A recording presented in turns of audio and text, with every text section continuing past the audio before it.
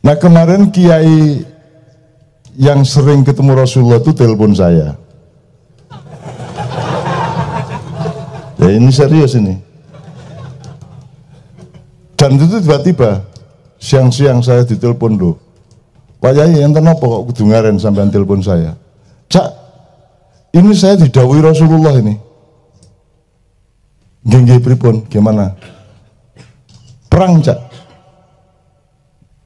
Perang, Cak. Wah, Rasulullah dawuh perang. Lho nek diperangi perang, mau lewat jalan apa? Hukum milik mereka, uang milik mereka, pemerintah milik mereka, semua alat peperangan milik mereka semua. Kalau perangnya seperti sekarang ini, kita sekarang harus perang. Menunggu ceritane. Aku kan kaget awan-awan, gurung mangan dijak perang. Aduh terus aku ndolek bebek selamat mari ngono aku. Terus dawuh Rasulullah menang apa kalah? Menang Cak. Terus kita harus perang berubuh pakai gelar perang gajah neto apa ini gelar, enggak Cak, serangan malam saja. Dan saya enggak akan omongkan ini. Pokoknya gini, dah. Pokoknya kalau sampai besok terjadi seperti yang dikhawatirkan hatinya banyak umat Islam di Indonesia ini, wes Cak, tak lakonane. Misalkan bagian Jogja, aku bagian Gonku. Itu, wes, dan itu cukup sederhana kok, tes wes. Gitu. Habis itu mereka akan ketakutan. Ngono ceritanya, jadi wah, kok dawuh perang awan-awan. Itu ceritanya. Nah, ini saya ceritakan kepada Anda semua supaya juga didengar oleh teman-teman kita, gitu ya. Kita nggak ngomong sara, kita nggak ngomong diskriminasi etnik. Kita itu cuman kalau ayam ya memang kita sebut ayam, kalau kambing kita sebut kambing, kan cuman gitu kan. Tidak berarti kita sara gara-gara menyebut dia ayam. Itu. Nah, ini sebenarnya peringatan untuk semuanya. Mbok sudah kita bareng-bareng. Wong Anda juga sudah menguasai semuanya gitu kok. Ini negara kan perusahaan, kekuatannya kan pada modal nomor satu, tidak pada perangkat politik. Perangkat politik kan cuma alat untuk penguasaan, untuk menerapkan modal-modal itu di mana-mana, dan semua kan sudah milik Anda ini. Sepak bola aja sudah Anda masuki kok. Keraton Jogja aja sudah Anda masuki, semua sudah milik Anda. Anda masih kurang apa lagi? Anda seperti api yang membakar seluruh Indonesia nanti suatu hari. Mbak sudah sekarang bareng-bareng omong-omong dialog. Ini saya ingin beliau nanti ngomong mengenai dialog. Dialog, duduk bersama seperti saya tulis tadi di Kompas, duduk bersama. Orang-orang tua bareng-bareng untuk menyelamatkan. Wong kita juga menerima semua kok selama ini kok. Kapan umat Islam menindas orang lain? Penggaweannya wong Islam kan ditindas terus toh. Islam kan tidak punya bakat untuk menindas, bakatnya itu ditindas. Nggak begitu pinter menipu, kalau ditipu itu pinter banget. Gitu loh, kita juga tidak terbiasa mencari apa namanya, ingin menjadi pemimpin, enggak. Yang kita juga tidak belajar untuk memilih pemimpin dan seterusnya lah, teman sekalian. Jadi saya ingin juga mengatakan, Bok dipikir lagi semua ini, dipikir lagi, ayo duduk bareng, jangan semua diambil. Sebab tetap bukan hakmu, nanti kamu berhadapannya dengan tidak dengan kami loh. Kita ini bukan penghuni tunggal di Indonesia. Kita ini bukan makhluk satu-satunya yang diberi hak untuk tinggal di bumi, ada banyak yang lain. Ada banyak hal yang tidak kalian ketahui dan juga mungkin tidak aku ketahui. Tapi aku meyakininya kalian tidak. Kalian akan kaget nanti oleh adegan-adegan, oleh ajal. Idza jaa ajaluhum la yastakhiruna sa'a wala yastaqdimun. La yastaqdimun. La yastaqdimun sa'atan wala yastakhirun. Kalau sudah tiba ajal, tidak bisa didulukan dan tidak bisa diakhirkan, ditunda. What is ajal? Kita menerjemahkan dengan lugu, kematian. Saya tidak mengatakan itu salah, saya cuma ingin mengetadaburi itu momentum. Kalau momentum sudah datang, trigger itu sudah datang, maka tidak bisa ditunda dan bisa dijulukan. Jadi semua yang bikin ribut selama ini 4112 itu kan ada trigger satu momentum. Dan itu tidak bisa dibikin oleh manusia. Termasuk yang terakhir yang menyangkut Kiai Ma'ruf Amin itu kan ada triggernya. Itu triggernya kan tidak sengaja. Kok menjadi seperti itu? Jadi siapa sebenarnya subjeknya itu? Wong yang bersangkutan sendiri yang seolah-olah subjek itu kaget dengan efeknya kok kayak gitu. Berarti ada subjeknya. Jadi Allah Maha Bekerja. Allah Maha Bekerja dan Allah di situ kami bukan aku. Kami itu artinya Allah dengan staf-stafnya, bisa Jibril, bisa Mikael, bisa Anda, bisa siapapun. Nah, teman-teman sekalian, mumpung kita masih punya kemungkinan, kelemahan kita adalah kita terlanjur harus hidup di dalam konstelasi kalah atau menang. Ini kelemahan hidup. Semua masalah dalam hidup itu kan kalau bisa tuh win-win. Menang dan menang. Kalau orang Jawa menang tanpa ngasorake. Kalaupun terpaksa menang tanpa ngasorake kan gitu. Sekarang kita terlanjur karena hukum itu harus ada yang kalah, harus ada yang menang. Sebenarnya hukum itu saat-saat terakhir itu darurat. Seharusnya kalau bisa sebelumnya diselesaikan secara akhlak, diselesaikan secara irfan, secara kearifan. Kita tidak pernah menyelesaikan secara kearifan, secara silaturahmi, tidak pernah menyelesaikan secara akhlak, kita langsung pakai hukum. Akhirnya kita gontok-gontokan di wilayah kalah atau menang. Dan hidup itu tidak ada mengalahkan orang lain sebenarnya kalau kita bertauhid kepada Allah Subhanahu wa taala. Itu teman sekalian. Nah, untuk itu ini masih ada waktu untuk bisa berdialog, masih ada waktu. Saya mohon izin ya. Saya tidak sebut namanya, tapi sekarang kalau dulu kan saya cuma disambati oleh segmen, eselon segini, di wilayah-wilayah kerja yang bermacam-macam dari bangsa dan pemerintahan kita. Sebulan terakhir ini kan saya sudah didatangi oleh yang puncak-puncak ini. Tapi satu persatu, dan itu kan mungkin hanya mau merekrut saya atau mencari aman karena sudah ketemu saya. Kan gitu. Nah, saya tidak mau karena kalau mau ketemu bareng semuanya. Kalau mau ketemu Bu Mega, Habib Rizik, Kapolri, kalau perlu dengan Luhut dan Jokowi, semuanya bareng-bareng. Saya baru mau ketemu. Kan gitu. Kalau kamu tidak mau itu dengan saya, aku ya gak padan, aku ya gak kepingin apa-apa. Oh ngaku iki Naufia tak wala-wali wis cukup. Tak kayak martabak ini kita beres. Apa saya ini hidup ini gak kepencil tahu karo dunia itu.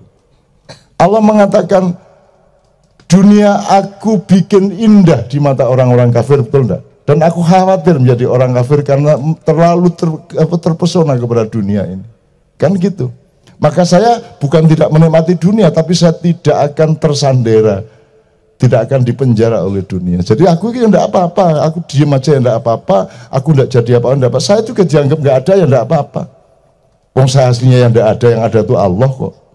Kan saya cuma diada-adakan sebentar untuk ganggu-ganggu sampean. Aslinya saya enggak ada. Masa saya ada?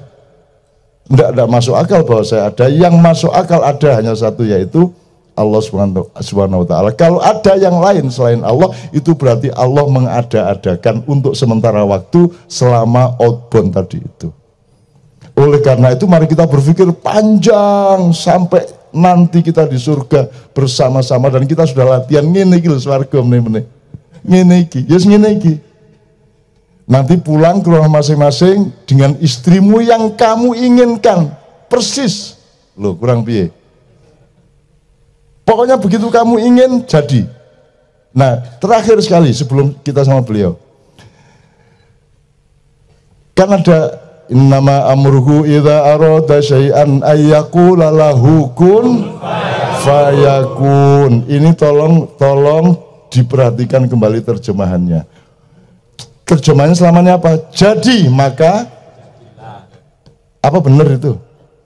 Kalau jadilah berarti kun fakana. Walakin laisa kana walakin yakunu. Present continuous tense. Loh, kok Gontor rek, gontor. Ya bahasa Inggris titik iso aku ya. Jadi dia sedang berlangsung, jadi bukan Allah bilang jadi maka jadi. Loh, itu kan sudah jadi artinya. It's already done, kan gitu. Done, kan gitu. Enggak, ini gak done. Having been doing.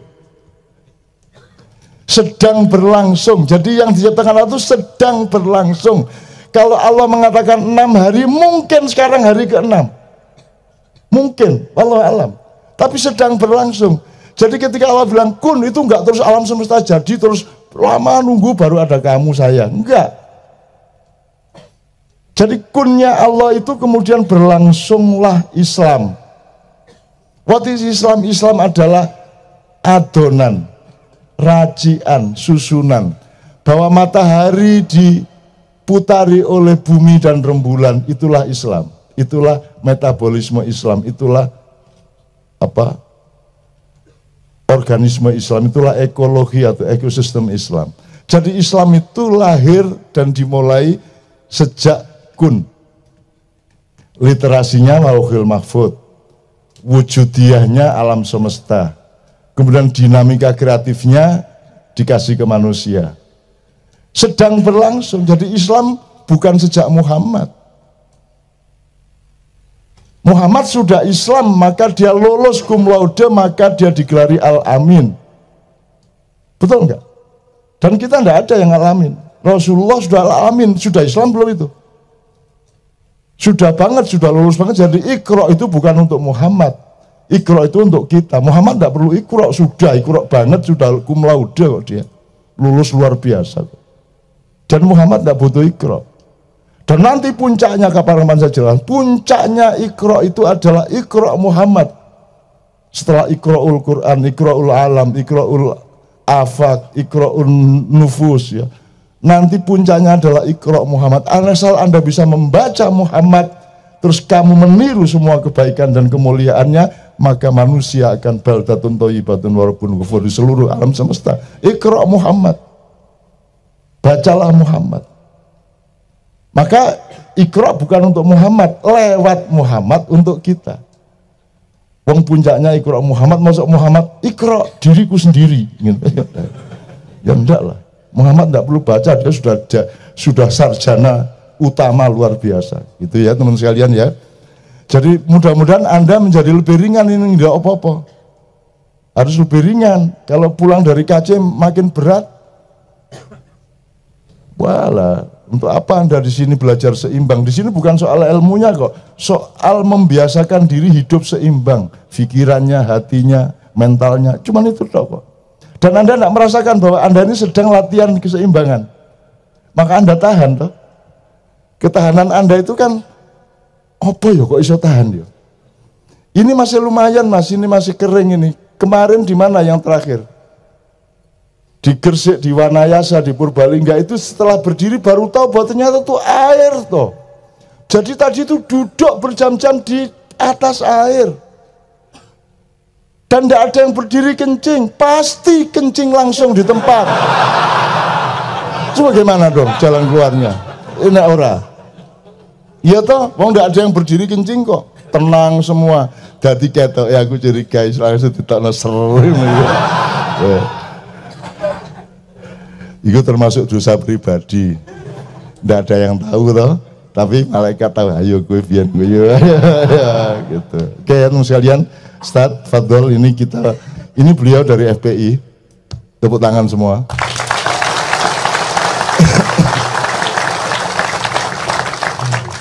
Pedomannya jelas ya, semua orang selain Allah, selain Rasulullah itu relatif.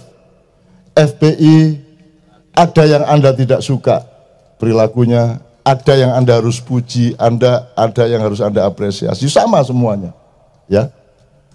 Kelapa itu Anda harus rasakan manisnya santannya. Tapi Anda jangan lantas mentang-mentang suka kelapa, terus Anda makan sabutnya. Lah kan sekarang begitu orang. Mentang-mentang sudah senang sama kelapa, semua baik, buatok ikrakoti. Orang tuh kalau orang sekarang tuh jadi gitu loh. Orang tuh suka sekali hidup dalam kesempitan. Saya kasih contoh nyun sewu ya, jangan marah ya. Ada iklan yang bunyinya begini kata-katanya. Apa sih bakat itu? Pernah ya? Terus adegan musik, terus bakat itu tidak dikasih, bakat itu diraih, itu kan? Kedua, terus musik lagi, adegan lagi, terus kalimat berikutnya, bakat itu omong kosong. Gitu lah, yang ketiga, apa lagu? Terus terakhir, yang sebenar-benarnya bakat adalah kita tidak pernah menyerah. Ya gitu. Itu saking fanatiknya terhadap daya juang dan tidak ingin menyerah sampai dia menindas kata bakat. Itu namanya tekad. Kalau yang tidak pernah menyerah itu namanya tekad, itu bukan bakat. Kalau bakat itu sesuatu yang dikasih oleh Tuhan. Gimana sih Anda ini? Anda itu baik ya baik, enggak usah jelekin orang. Ya, makan mangga, enggak usah terus jambu itu apa sih? Nah, ya enggak usah gitu lah. Ya. Jadi orang sekarang itu ya Allah seneng banget hidup dalam kesempitan. Kalau bakat itu dalam bahasa Arab namanya fadilah. Kalau tingkat tinggi namanya karomah. Itu keistimewaan yang dikasihkan kepada setiap orang berbeda-beda. Gitu loh. Ini si Fahmi ini sudah suruh kerja keras, tidak pernah menyerah, nyekel gitar. Ayo. 30 tahun nek iso deh. Oh enggak punya bakat belas. Jadi bakat itu beda sama tekad. Bakat itu ya, ini pemusik Indonesia rata-rata karena bakat, tidak karena studi toh. Iwan Fals enggak pernah sekolah musik, tapi dia berbakat. Ya suaranya, ya cipta lagunya, ya main gitarnya semua. Itu bakat. Kalau yang tidak pernah menyerah itu namanya tekad. Ngono ya arek-arek iki. Mentang-mentang fanatik kepada tekad, ngelek-elek bakat. Iki kan terus aku ya Allah ampunilah dia karena dia tidak tahu. Kan gitu aku. Soalnya kan Allah marah itu. Siapa ngomong bakat itu apa emang siapa? Apa sih bakat ngono ya? Apa sih bakat itu? Ngono kuwi. Gusti Allah ngene, siapa ngomong? Oh, ya. Gitu enggak? Kira-kira gitu enggak, Mas? Lo bakat itu minallah, betul enggak? Kalau bahasa Jawanya gawan bayi, pelesetannya wagan yabi. Itu sejak bayi dia udah punya itu, dikasih sama Allah dari sononya kalau orang Betawi, dari sononya, itu namanya bakat. Terus bakat yang sebenarnya adalah kita tidak pernah menyerah. Loh ikut jenenge tekad. Ya apa sih rek? Ya Allah aku angger Mbak Fia itu kalau sudah ada ayo enggak usah marah. Ayo enggak usah marah. Angger ono dengar itu langsung dia peringatkan, ayo enggak usah marah. Kan sudah dengar berkali-kali enggak usah marah. Dan aku meneng-meneng kayak rampak aku. Begitu ono apa sih bakat itu ngene aku. Terus no.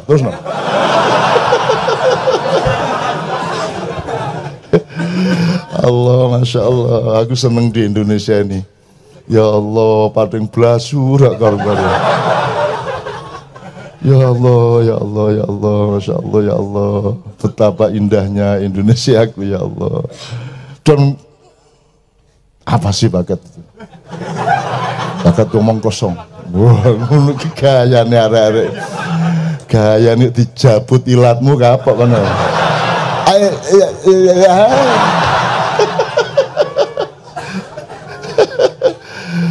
Kamu sudah dicabut ilatmu di Pulau Seribu, setelah itu di pengadilan ke-8 kan diginiin lidahmu sama malaikat, ya toh? Diginiin. Dan aku pesen ya Allah 2 kali lagi deh. 2 kali lagi.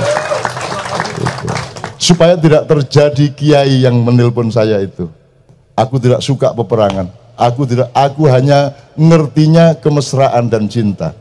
Aku tidak mengerti yang lain. Sampai hari ini saya masih menulis yang di Kompas maupun di web, itu semuanya masih rahmatan lil alamin. Betul enggak? Masih Gandhi. masih Mahatma Gandhi, karena saya orang Islam ya Muhammad Gandhi. Nah,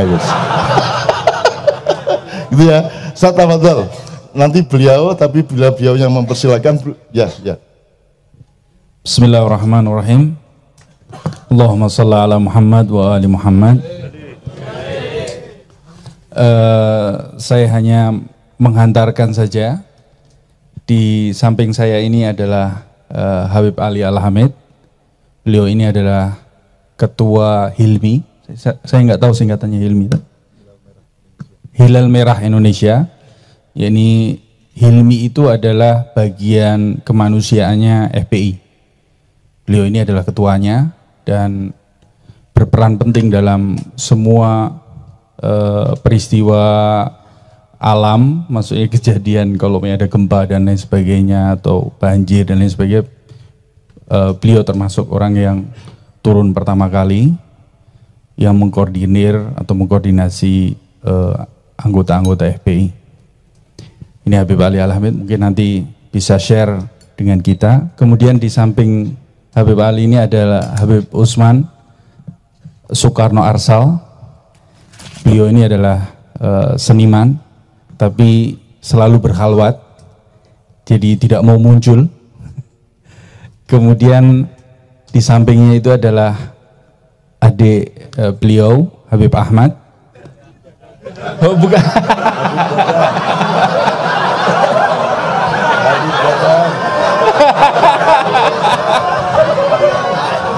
Ya tuh Bib, antum belum kenal Habib Dadang Al-Kafir.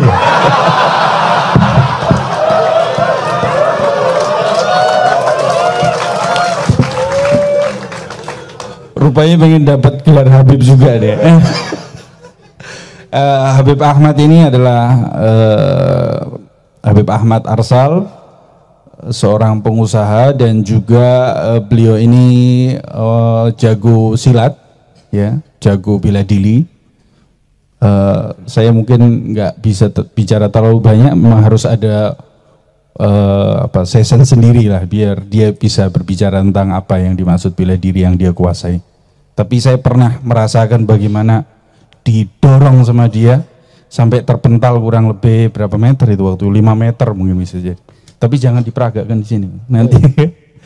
Kemudian di sampingnya Habib Ali Arsal, Habib Ali Agung Arsal. Ya.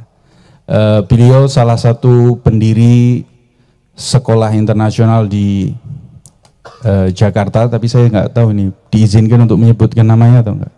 Tidak boleh ya? Hah? Oh nggak apa-apa. Ya, sekolah internasional bernama Jubile. Jubile di kota Sunter sana, di Sunter Jakarta ya. Saya pikir ini mayoritas muridnya Chinese ya semuanya.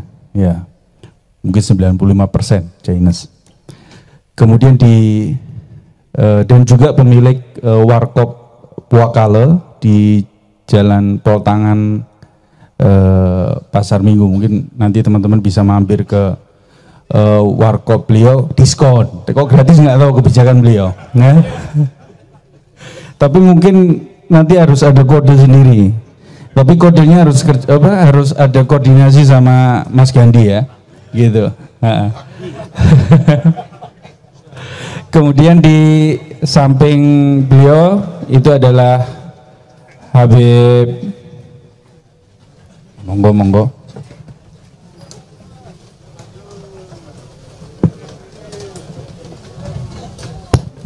Shallu ala Muhammad. Allahumma shalli.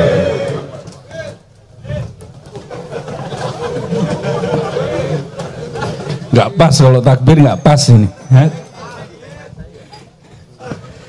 Kemudian yang ada di depan saya ini, bukan depan sini ya, samping berarti ini ya.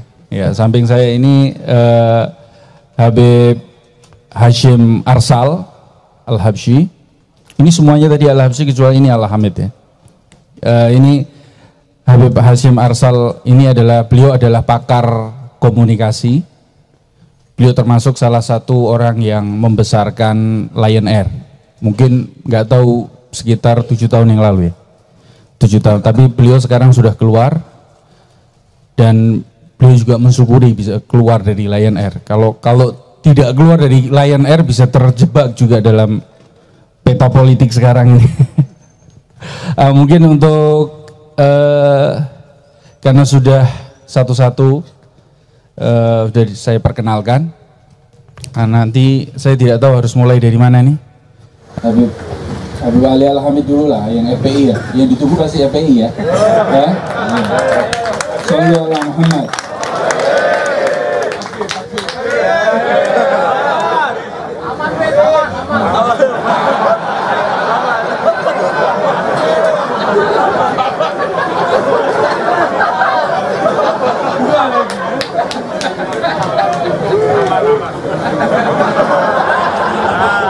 Bismillah, alhamdulillah, salatu wassalamu ala rasulillah wa alihi wa sahbihi wa man walah.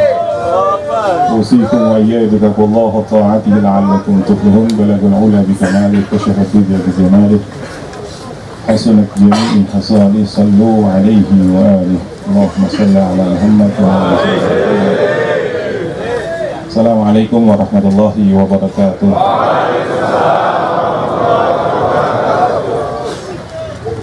Yang saya hormati guru kita Cak Nun atau Cak Nun, saya sebenarnya kenal beliau nih lupa ingat, suruh udah lama. Antum pernah ke pondok saya dulu ya di Bangil. Nah, jadi ya mungkin saya masih kecil bener. Nah, dan juga yang saya hormati saudara saya Bang Gandhi, yang alhamdulillah karena beliau wasilah sehingga saya bisa datang bertemu antum semua di sini. Yang bikin saya nggak sungkan ketika tadi Cak Nun udah teriak takbir, nah itu deh kehidupan di daerah saya deh.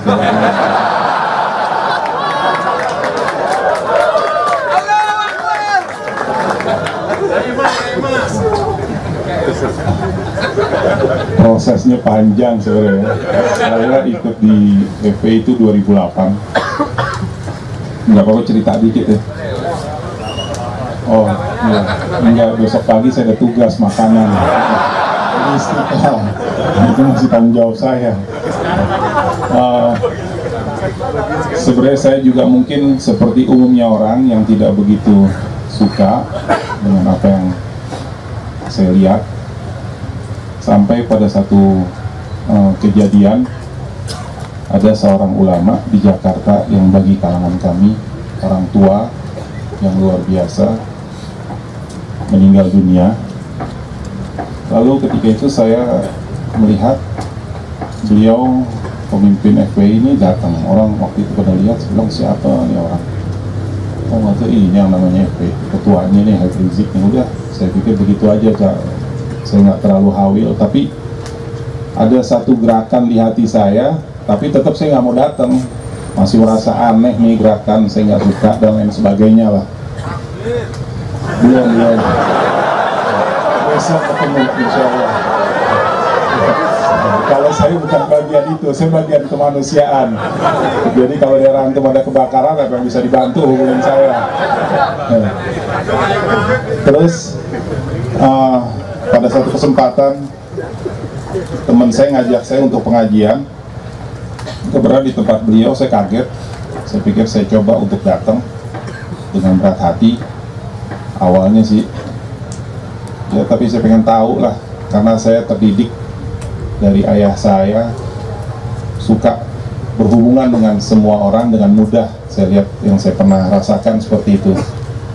Akhirnya saya datang sampai ada satu pembahasan waktu itu, Kiai membahas masalah tanah fadak. Nah, ini dalam apa ya, sejarah Islam ini kan yang paling termasuk salah satu sensitif, dan saya bertanya sesuatu yang lebih sensitif lagi di depan umum, sehingga orang waktu itu pada melihat ke saya gitu, background Yapi, terus bertanya kasus tanah fadak, ini siapa yang antum bela? Sayyidatul Fatimah kah? Anda punya jidah? Atau Sayyidina Abu Bakar sebagai sahabat Nabi? Orang pada ngeliatin saya.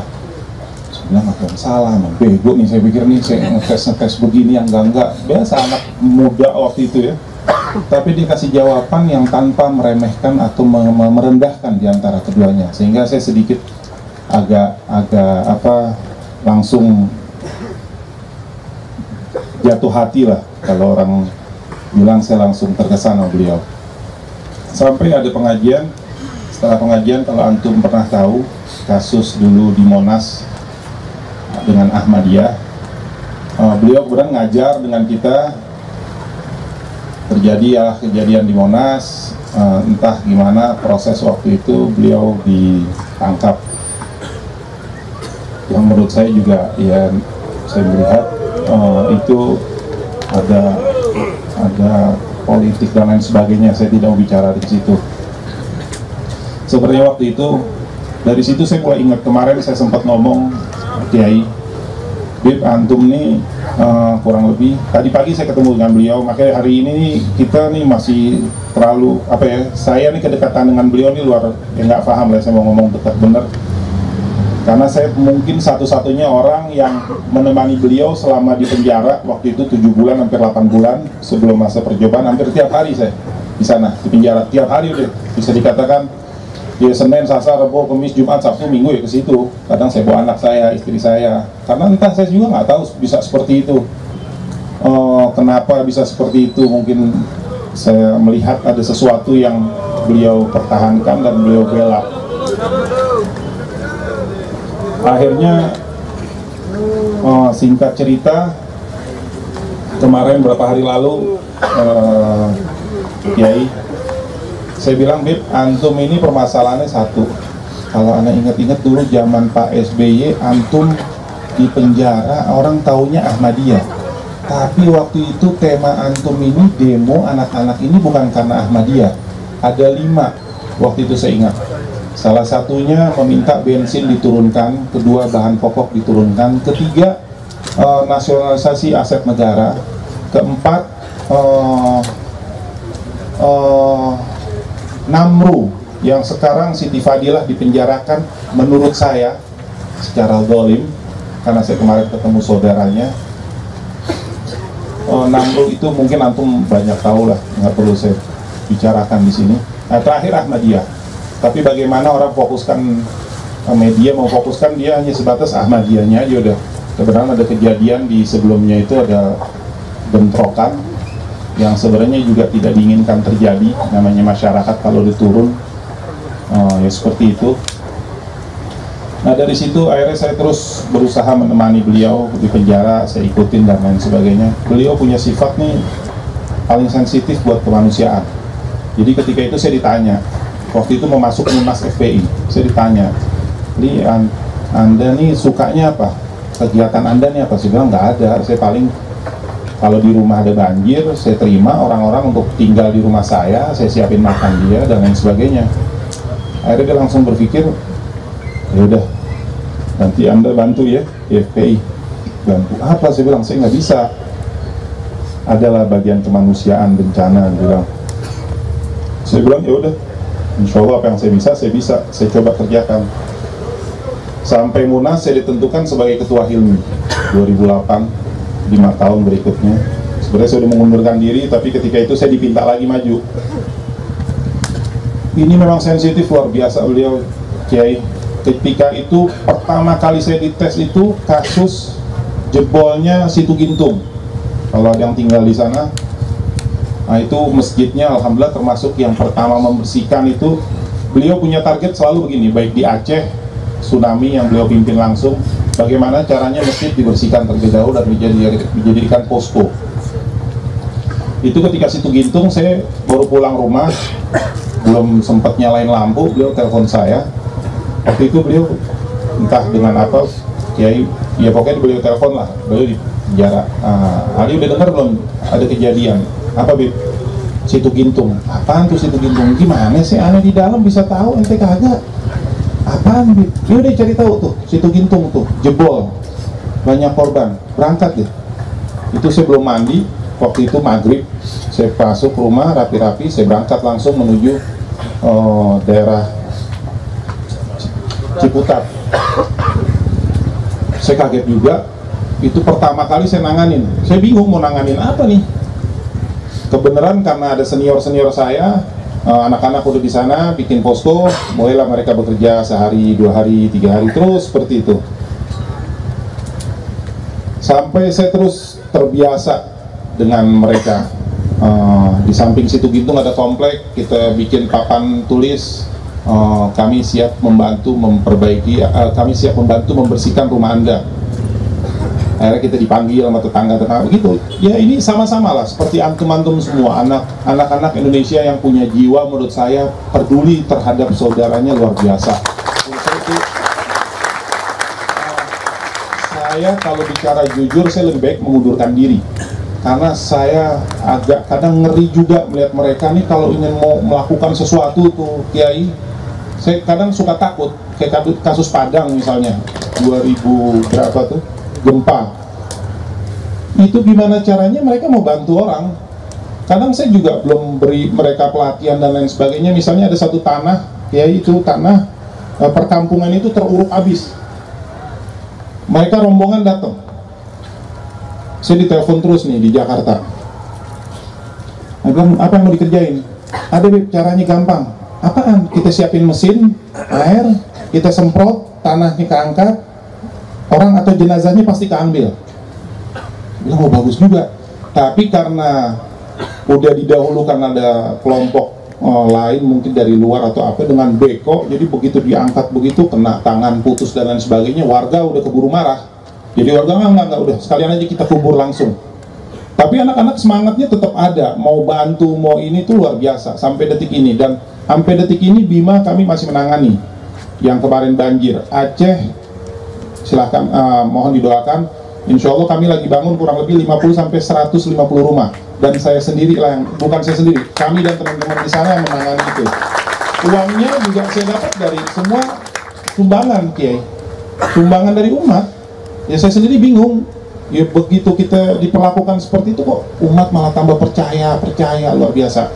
Makanya hari ini saya agak gelisah seharian, karena kalau antum ikutin berita kan, beliau harus dipanggil ke Bandung dalam kasus yang ya sebenarnya antum tahu lah seperti apa, kasus demi kasus dan sebagainya. Saya hanya mau katakan beliau sama seperti Kiai yang punya rasa peduli di negara ini. Mungkin ada hal-hal yang kita tidak tahu dan kita hanya diperlihatkan secara media, kita tidak tahu seperti apa. Beliau orang yang sangat cinta NKRI, dan saya berani mati akan itu, dan saya berani sumpah demi Allah, saya katakan itu berkali-kali. Beliau pernah mengatakan ketika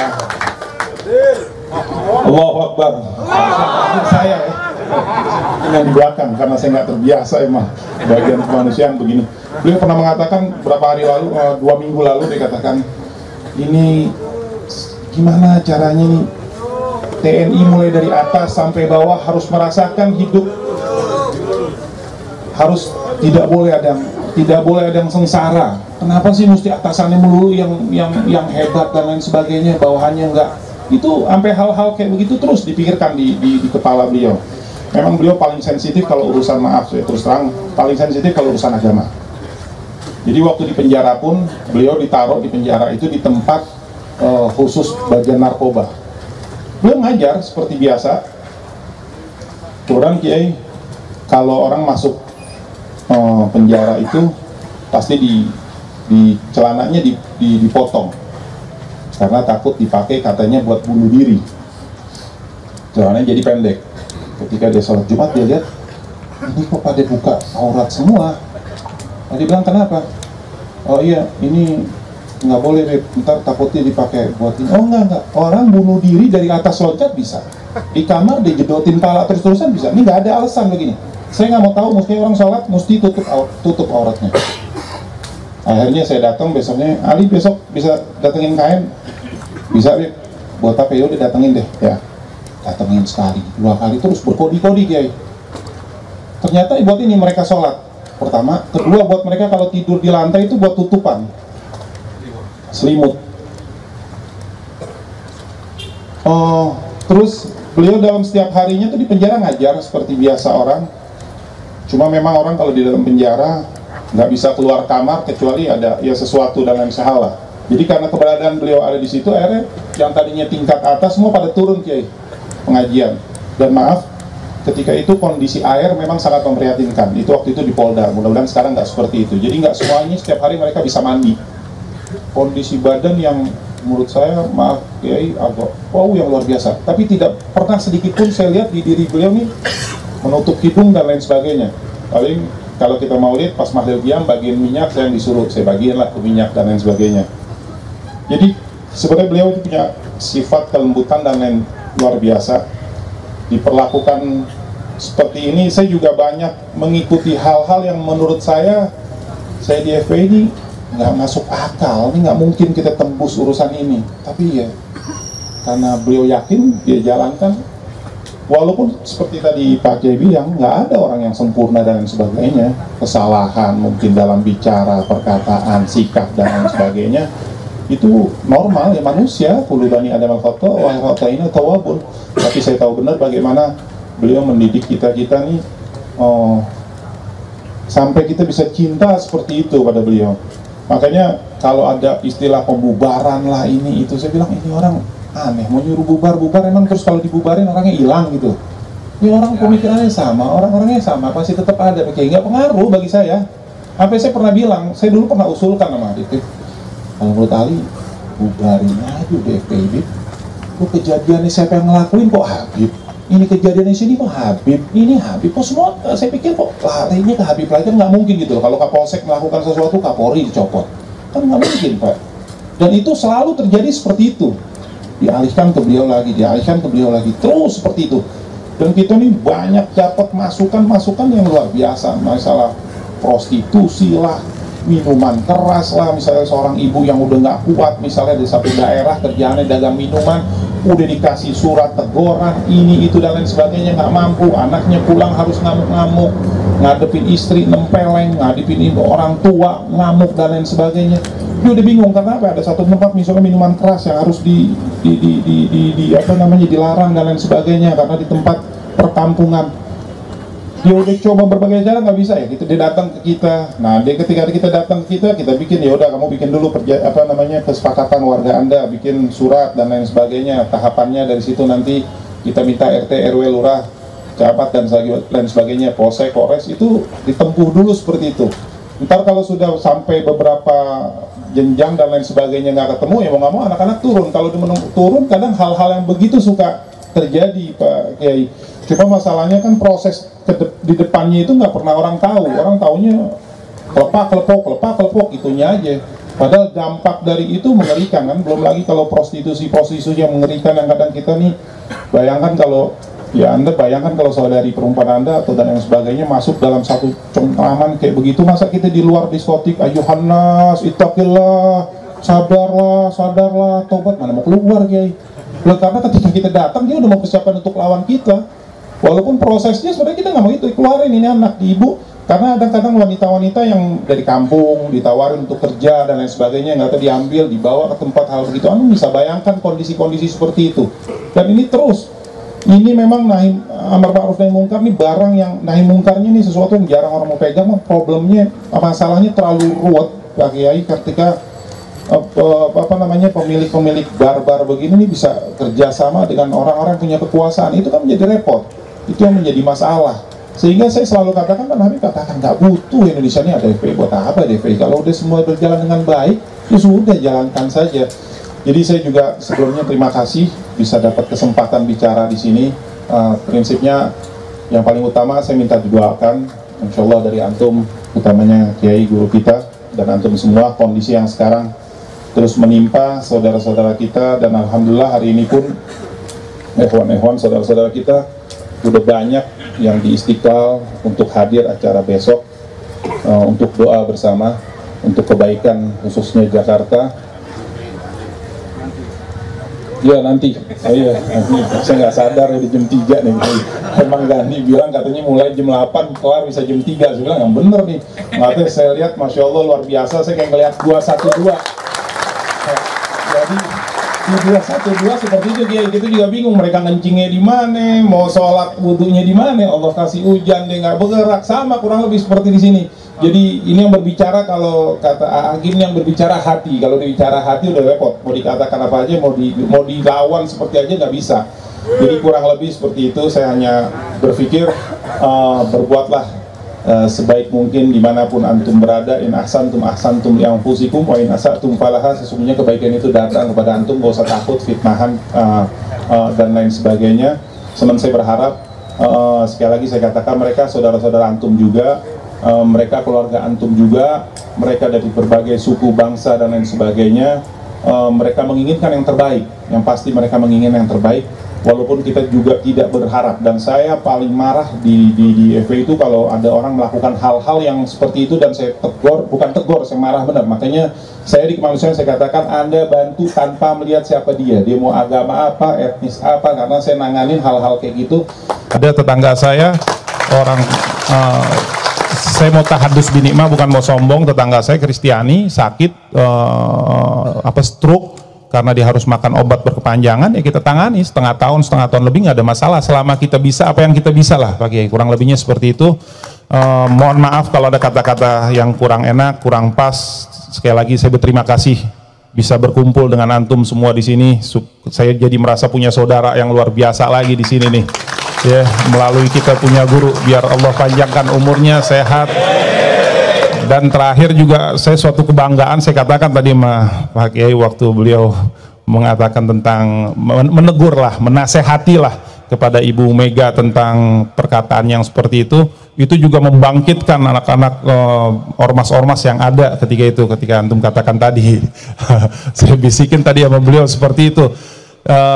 Itulah tugas kita. Kalau memang biar gimana mereka saudara kita semua layak dinasehati, yang kita butuh nasihat dan mereka butuh nasihat. Kurang lebihnya seperti itu.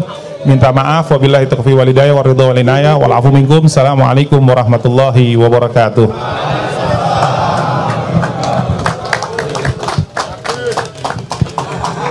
Tiga kali ya. Takbir. Takbir. Takbir.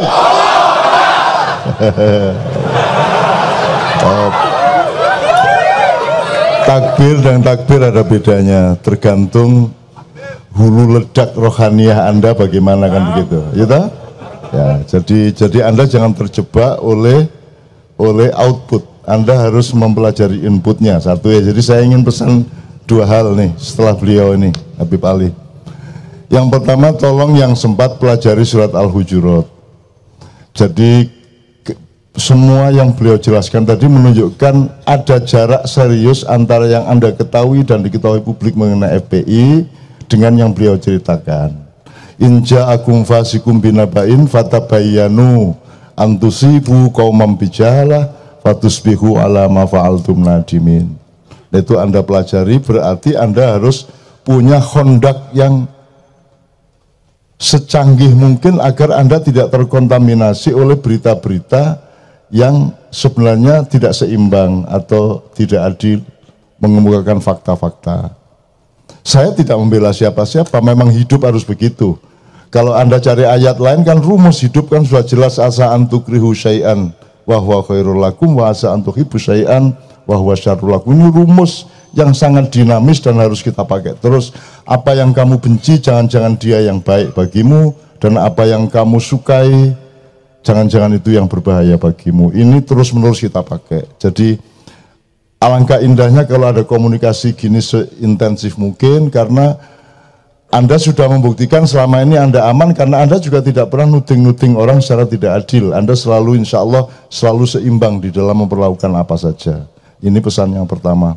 Pesan yang kedua, saya sebenarnya sudah tulis dua kali di Kompas dalam sebulan ini.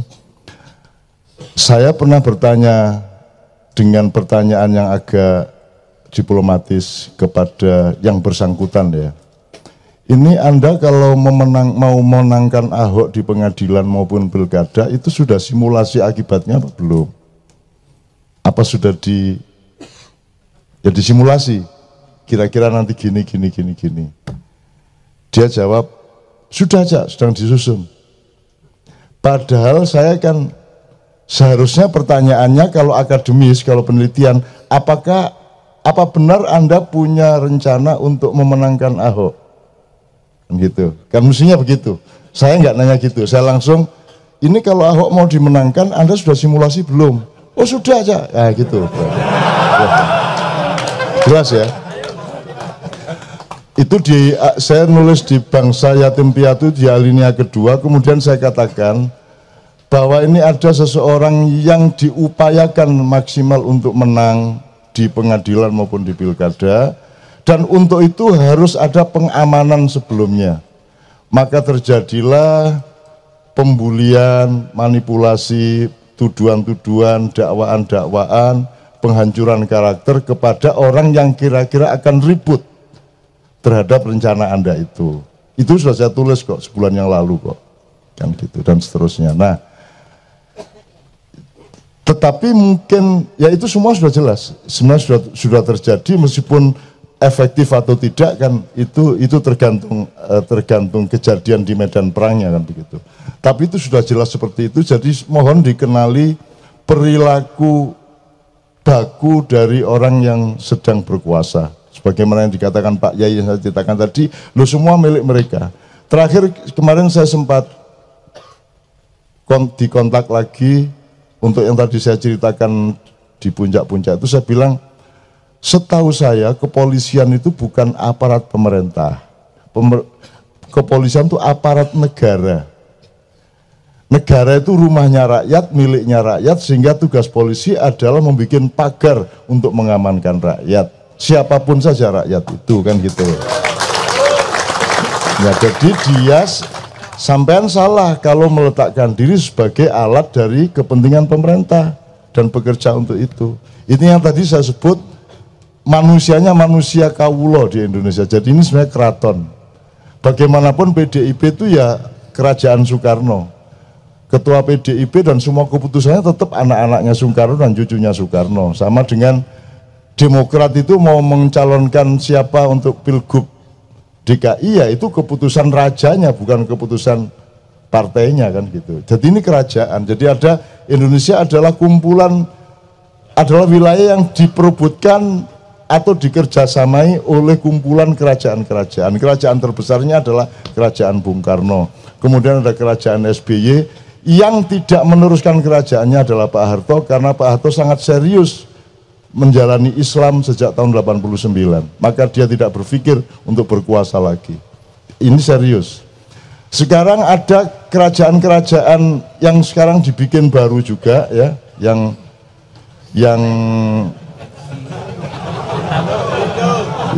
kerajaan barulah, yang ya kalau perlu kalau masuk masjid ya pecian, kalau masuk kan gitulah, kira-kira gitu kan. Itu juga bikin kerajaan. Dan kenapa kerajaan bisa jalan? Karena manusianya, terutama kelas menengah, itu adalah orang-orang yang mentalnya ngawulo. Ngawulo itu mengabdi. Dulu orang-orang mengabdi kepada raja karena mereka punya verifikasi panjang bahwa raja ini adalah manifestasi dari kekuasaan Allah. Di zaman tradisional. Di zaman modern tidak ada verifikasi spiritual. Maka yang penting mereka mengabdi kepada raja. Siapa yang sedang jadi raja?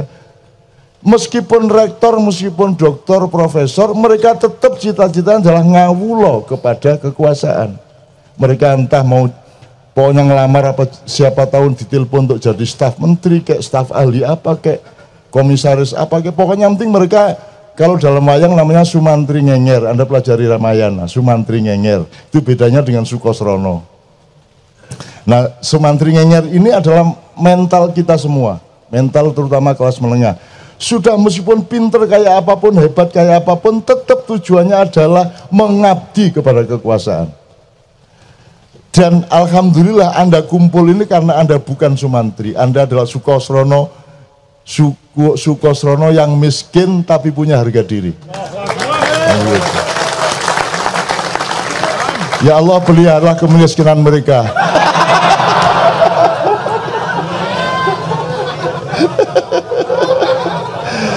Asiknya di sini tuh. Ya enggak, ya Allah juga tahu kalau saya ndagel, Rek. Itu maksud Allah enggak ngerti hati saya kan. Allah kan mengerti apa yang dijaharkan maupun yang disembunyikan. Jadi apa yang saya sebenarnya maksudkan kan bukan supaya Anda dipelihara kemiskinannya, enggak. Itu kan cara saya menggoda kan gitu.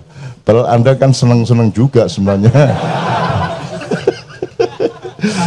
Maksud saya kan dialektikanya gini, Dang. peliharalah kemiskinan mereka supaya mereka tetap punya harga diri. Daripada begitu kaya mereka kehilangan harga diri. Kan mending miskin daripada miskin punya harga diri daripada kaya tapi tidak punya martabat, kan begitu. Tapi saya tahu dalam hati Anda jawabannya kita sih pengennya ya kaya ya punya martabat. Bahasa yang pertama untuk Anda dan teman-teman, yang kedua untuk Habib Ali dan teman-teman FPI ya. Yang pertama gini, Anda ini, kita ini sama Allah dikasih perangkat-perangkat dan salah satu fungsinya adalah untuk sensor. Jadi misalnya lidah itu sensor untuk kesehatan. Kalau Anda terancam sakit gula, lidahmu tidak mau gula. Kalau Anda terlalu banyak asam, lidahmu nggak mau kopi. Itu langsung tidak mau aja. Itu tanpa ilmu, tanpa pengetahuan, tanpa wacana, lidahmu nggak mau. Nah, sekarang terhadap medsos yang seperti itu, Anda harus punya sensor, harus mengembangkan kemampuan sensorship di dalam diri Anda. Ini kayak misalnya saya juri puisi itu ya, beribu-ribu puisi saya baca itu saya pakai sensor aja. Ini baik, ini buruk, ini baik, ini buruk, aku pakai sensor aja. Jadi tak delok ini seru aku, gitu loh. Makanya saya tidak pernah baca buku karena tak sensor aja gini. Nah, jadi ada Kompas, ada broadcast, ada segala macam. Anda harus mengembangkan sensor Anda. Begitu itu tidak baik, Anda tidak mau membaca. Itu muncul aja dari dalam. Nah, kalau kemampuan rohaniah tidak dikembangkan, terus untuk apa kita jadi orang Islam? Bagaimana kita mau masuk surga? Itu semua nanti tidak jasadiah kok. Itu satu sistem nilai yang luar biasa lebih tinggi. Nah, kesalahan orang modern adalah seniman tidak mau disebut rohaniawan, padahal pekerjaannya roh. Estetika itu roh, 100% roh. Seni rupa bukan catnya itu, dan catnya itu mengantarkan roh yang kamu maksudkan. Jadi seni rupa bukan kanvas itu, sastra bukan kumpulan kata-kata itu. Musik itu bukan bunyinya, musik itu yang dibalik bunyi itu. Kan begitu. Nah, makanya ilmuwan itu rohaniawan, tapi orang modern menolak. Rohani itu dipilahkan, beda spiritualitas, beda sama intelektualitas, beda sama estetika. Makanya filsafat modern yang berlaku adalah science, estetika sama religion, kan begitu. Padahal tiga-tiganya itu adalah satu metabolisme di dalam diri setiap manusia. Jadi menurut saya kembangkan sensor masuk untuk kondaknya ya. Kalau Anda misalnya gini, kalau pakai Al-Quran, in ja'akum fasikum binaba'in fatabayyanu. Nah, kamu harus tabayun terhadap berita, terhadap Kompas itu. Bagaimana caranya tabayun? Repot banget, kita harus meneliti kembali, cari bahan kemana-mana. Padahal sehari Kompas bisa 200. Tidak mungkin, maka yang harus nomor satu dikembangkan adalah sensor, naluri. Kalau kamu iman, Anda dilindungi Allah. Kalau kamu bertakwa sama Allah, Allah melindungi kamu. Dan salah satu cara Allah melindungi adalah menghadirkan getaran malaikat itu, sehingga Anda aktivasi dari jiwa Anda, sehingga dia melindungi Anda. Anda tidak akan terkontaminasi. Meskipun secara ilmiah Anda tidak punya literasi untuk mengatakan ini benar atau tidak, tapi Anda punya sensor. Ini serius, Mas. Jadi ringan pekerjaannya, gitu loh. Kemarin ada orang mengatakan kalau tombo hati itu kan ini, kaping telu wong kang soleh kumpulono, nomor 3 orang yang soleh deket-deketlah kepada orang soleh. Ini orang maknya tolong simulasi. Bagaimana cara kamu dia orang soleh? Cara kamu tahu dia orang soleh? Karena serbannya, karena dia rajin Jumatan, atau yang mana? Bagaimana kalau saya balik? Dekatlah dengan semua manusia supaya kamu bisa membedakan mana yang soleh, mana yang tidak. Bukan kamu berangkat, ini soleh saya dekat, ini enggak soleh. Kalau keliru gimana?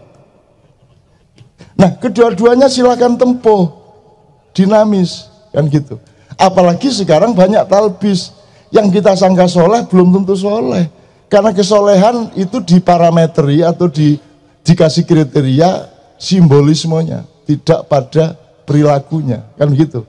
Itu ya yang jadi pesan saya, sensorshipnya itu beneran, Mas. Sensor itu nanti akan berkembang tidak hanya ke berita, ke apa saja. Kalau ada momen di sana polisi cegatan, Anda tidak punya SIM, Anda tidak akan lewat sana karena Anda punya sensor. Kalau terpaksa kepergok, malaikat yang kasih sensor, polisi tidak bisa ngelihat Anda. Loh gitu, jadi serius. Loh ini beneran. Loh, wa ma romaita idz romaita walakinnallaha roma. Kan begitu. Itu sangat nyata, bukan tidak nyata. Orang-orang ini sok modern, sok intelektual, seolah-olah dia tahu segala sesuatu. Wong dia kentutnya ndak bisa ngelihat kok. Ketika di ruangan ada 10 orang tidak tahu yang mana yang kentut kok. Akhirnya menuduh kamu ya, enggak kamu. Semua akhirnya dengan aku, ya udah kalau gitu hantunya mesti gitu kan. Terus hantunya ngeluarin tangan sama wajahnya dari tembok, saya enggak loh, gitu aja bro. Coba gimana? Kalau Anda suatu hari ini bertengkar terus, nanti hantunya yang keluar loh.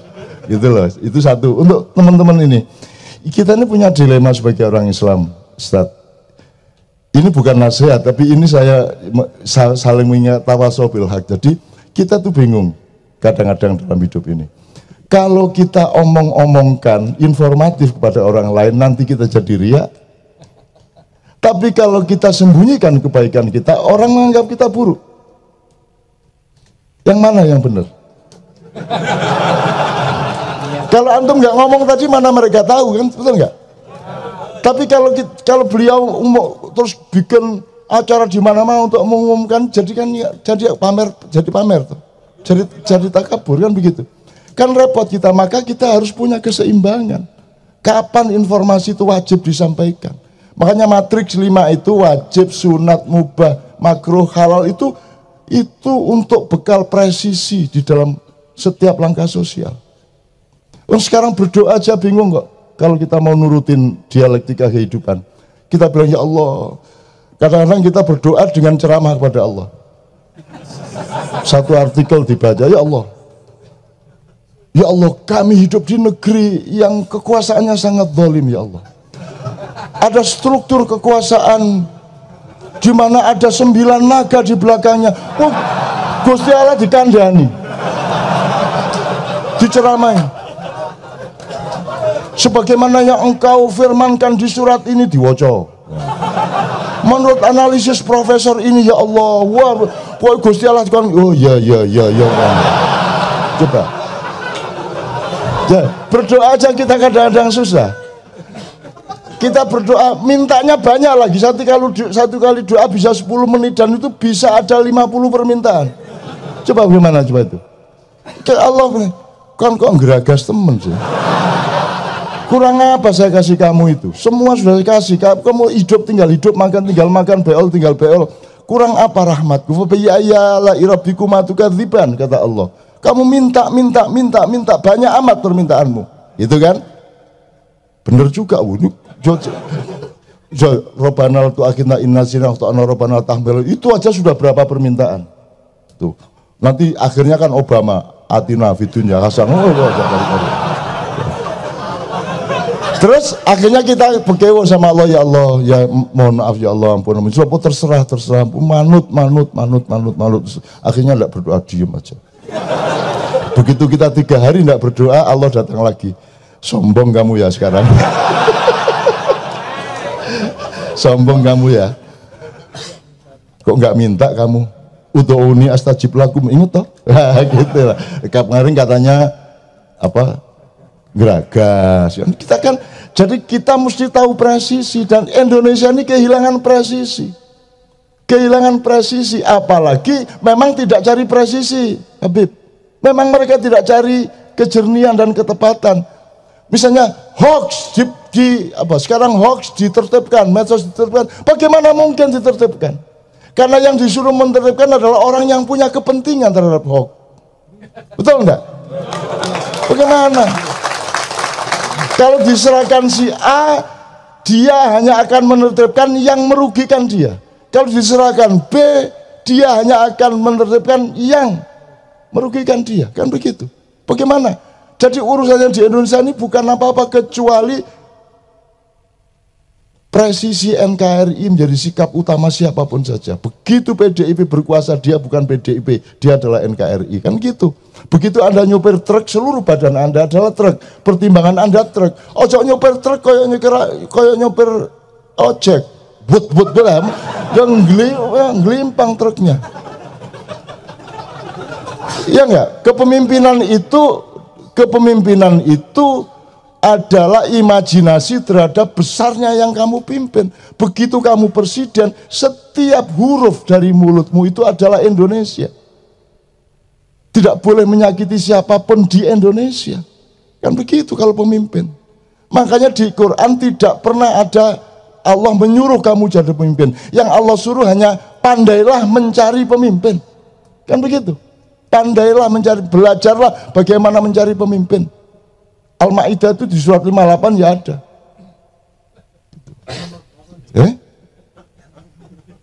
Jadi urusannya adalah mencari pemimpin, bukan menjadi pemimpin. Bukan supaya dipilih, tapi bagaimana memilih.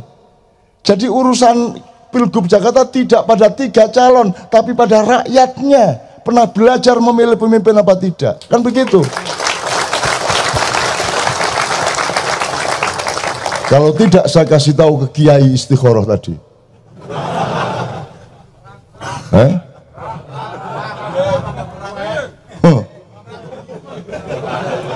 Ya udah ya gitu ya teman-teman sekalian. Pokoknya mudah-mudahan habis gelap terbitlah Trump.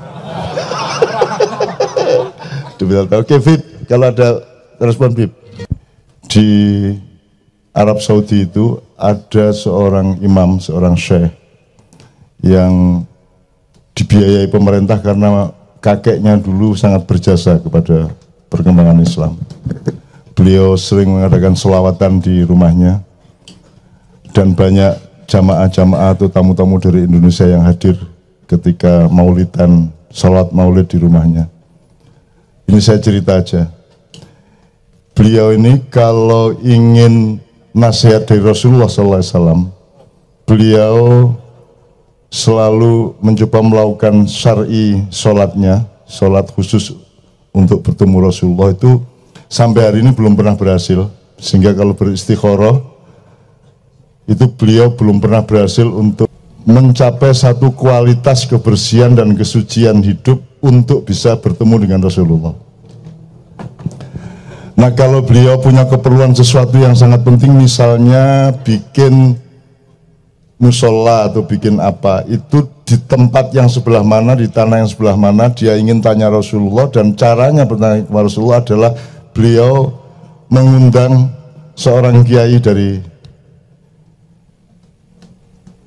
dari sini ke sebelah timur sana. Saya tidak akan sebut daerahnya, nanti di data. Beliau dikasih tiket ke sana, terus beliau nanti diminta untuk beristikharah, dan beliau yang ketemu Rasulullah, terus kemudian Rasulullah dawuh apa, dikasih tahukan kepada syekh ini. Karena kiai ini seorang yang sangat bersih, seorang yang tidak pernah putus wudhu, seorang yang tiap malam santri-santrinya membaca semua hizib. Orang yang selalu berpuasa, orang yang sangat suci, yang dia bisa membakar gedung tanpa api, gampangannya gitulah, pokoknya semuanya lah ya.